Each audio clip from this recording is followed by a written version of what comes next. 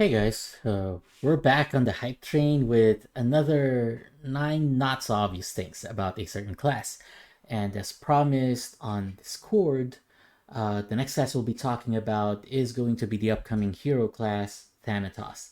Now, I don't know what's the exact intent or purpose of hero classes are. To be honest, I'm still a little bit on the fence for Thanatos. I'm still not sure whether it's bad or it's good. But yeah, today we're going to talk about the 9 not so obvious things to know before going Thanatos. Or not, or maybe you've heard this somewhere before.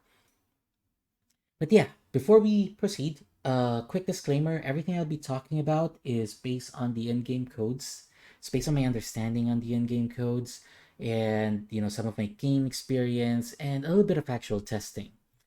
Also, shout out to Team Leaks. Thanks for extracting, data mining, and translating all of the advanced content for the community.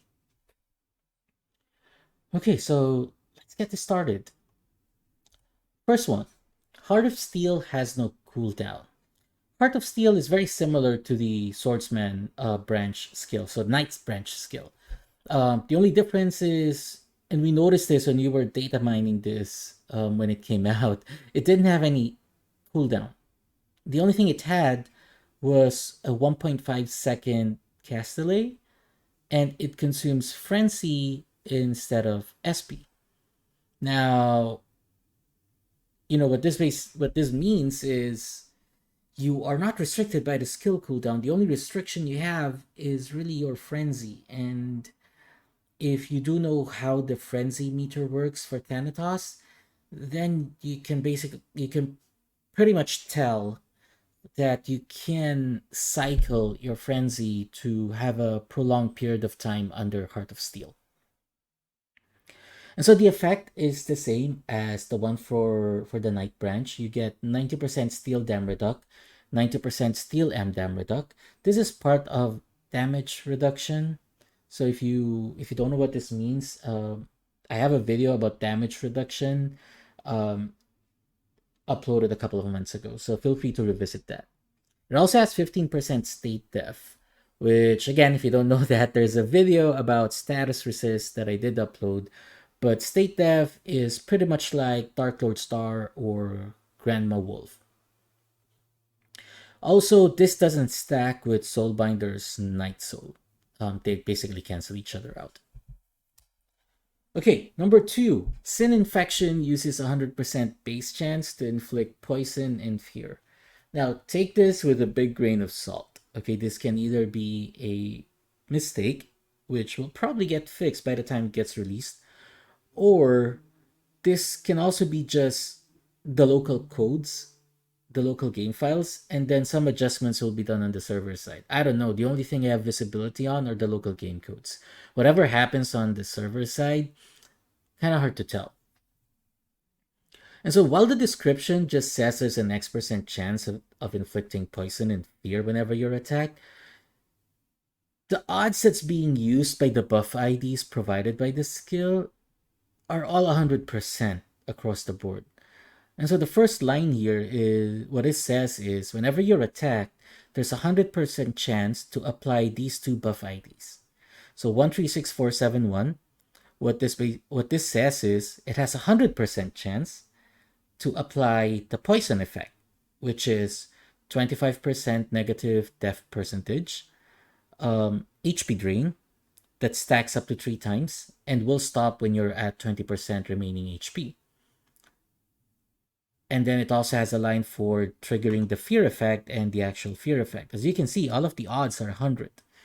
So what this tells me from a code perspective, unless there will be some changes or there will be some adjustments on the server side, is it will be 100%. Okay, but yeah, the 100% base chance is still subject to the resist/chance formula. Again, there's a whole video about that. It's a long discussion, so I will not be able to go through that in depth. Third, Hoavy Blunt Force does not add pen from Dark Fate.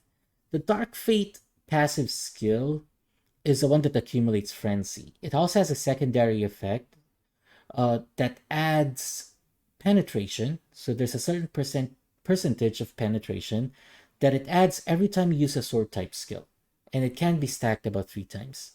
Heavy Blunt Force is technically a sword type skill. However, when you look at the skill code, it does not contain the buff ID for the penetration portion. So 136403 is a penetration buff ID, but if you look on the skill code for Heavy Blunt Force, there is no 136403. So yeah, it doesn't add penetration. The others, the combo skills, they all have this particular buff ID. Number 4, and you're gonna like this. Thanatos skills have skill hit bonus. If you don't know what skill hit bonus is, I have another video. It's a whole discussion about hit, flee, and how it all works. But just to get the discussion going today, skill hit bonus is a multiplier that the skill gives to your raw hit in order to augment your chance to hit the target.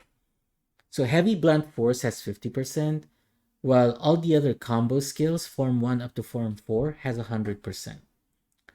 And so here is a general hit formula. What this does is it adds 100% to your raw hit.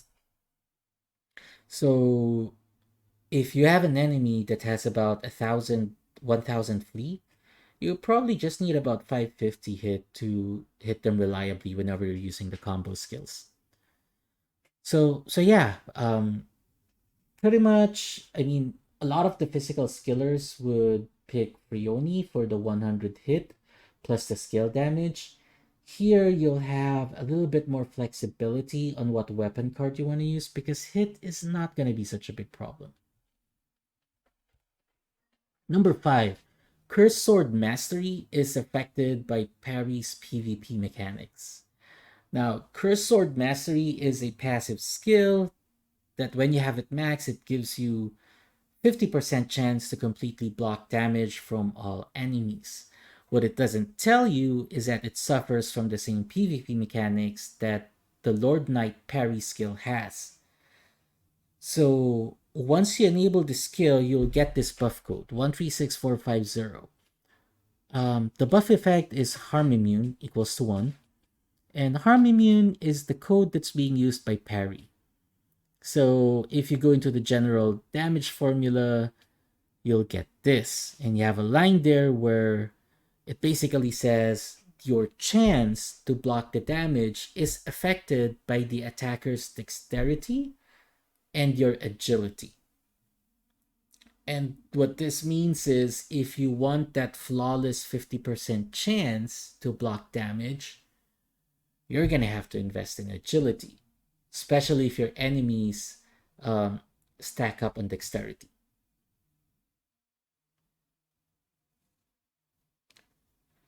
Okay, so yeah, so it's dex and agi, right? If you don't put any agi in your enemy has a lot of dex, the most amount it can reduce the chance is by 20.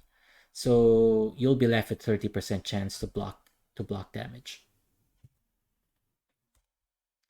Number 6, one of the nice things about Thanatos, the Form 2 Vengeance skill. This is the one where Thanatos leaps up in the air and slams the ground on impact. It clears ground effects.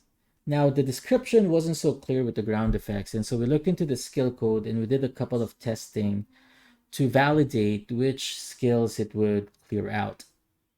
And based on the testing that we've done, we do confirm that the CM fields and ninja fields and AoE magic can all be cleared out. So let me play the video here. If you can see the dragon, although the animation is still there will be no damage that registers. Land Protector or Earth Field, the Ninja Field, and as well as Space Field all gets cleared out upon impact.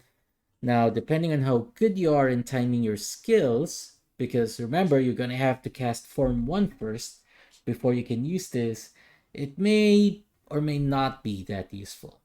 But good to know that, this has skills to clear some of those very troublesome buff or fields, rather. Okay, number 7. Abyss contract lasts for 10 seconds. So the buff codes don't have the duration, so that goes for all the other buffs out there. So this one I had to manually test it. So Abyss contract, right? It's the mark or the debuff that you apply on your enemies when you do the combo attacks. And then it has a certain effect, which we'll go there afterwards. But one of the key aspects to know with Thanatos is knowing when those buffs will expire, because that will allow you to plan or execute your combo properly. So as you can see in the video, so I don't have a timer on the video, but you can just compare it to the timer on this YouTube video. It took about 10 seconds for the violet mark on top of the dummy to disappear. Now, of course, you can every time you put another layer on it, that particular layer has 10 seconds, but the first layer would then expire on its own 10 seconds. Number 8, Abyss contract, this is what we just talked about, is applied by form 1, 2, and 3. So these are the different forms. So this combo, form 1 to 4. 1, 2, and 3 applies the layer, and then form 4 consumes all of the layer, or rather deletes them. Now these are the buff codes for the layers of Abyss contract. It's 136480, 136481, and 136482. So as long as the attack code has this particular buff ID, then it means it applies Abyss contract. If you look on the left side, this is form 1, this is form 2, form 3, and then form 4. Form 4 doesn't have it. Instead, it has 136390, which consumes the layer. So if you're having a hard time visualizing it, so you basically start your combo with form 1, it adds 1 layer of Abyss contract. You move on to form 2, it adds another layer of Abyss contract. And then form 3 adds another layer, and then form 4 consumes all of those layers. Or maybe you decide to use Dark Cycle, it consumes all of those layers, so it gives you Frenzy back. But what are these layers for? And that's what we're gonna go to with number 9. And this is the reason why Thanatos is such a big hitter. It's a heavy hitter. I'd say as far as skill type characters go, probably the heaviest hitter. Although it still depends on your setup and what your gears are, right? But looking at the formula alone, this one seems to be the heaviest hitter out of all the characters. And you're gonna know why. It pretty much seems like the devs wants you to switch over to this class. Okay, number 9. Abyss contract multiplier is exponential. Yes, this is the reason. The multiplier that grows based on the number of layers you apply to your enemy grows exponentially. So this is the damage formula. The first one is form 1, second is form 2, this one here is form 3, and then form 4. As you can see, form 1 doesn't have the buff dam, so that's the multiplier for the Abyss contract layer. And if you go over to this portion where it initializes the variable, you'll see the buff dam is equals to math.pow, and then 2 and the buff layer. The buff layer, as we talked about earlier, it's the Abyss contract, so 136480. So math.pow takes in 2 inputs, x and y. This is a function in Lua wherein it raises x to the power of y. And so your x is 2, and then your y is your debuff layer. So for form 1, obviously it's not applicable because it's not even there and you don't have any debuff layers. But after you apply form 1, you move on to form 2, and the enemy would already have 1 layer. In form 2, it will be 2 raised to the power of 1, which is still equals to 2. So in um, you know, in a general sense, form 2 is just multiplied by 2. The buff dam is multiplied by 2. Form 3, on the other hand, since you already have 2 layers, because one layer gets applied by form 1, another layer gets applied by form 2, therefore, the buff dam will be 2 raised to the power of 2, which is 4. So 2 squared. And so, as you can see here, this is already, the multiplier here is already twice as much as what you had in form 2. And then you move on to form 4, where luckily, if form 1, 2, and 3, if they hit their mark, then when you're at form 4, your enemy would already have 3 layers. And then it would mean that the buff dam would be 2 raised to the power of 3, which is 8. So as you can see, it's always double the previous value.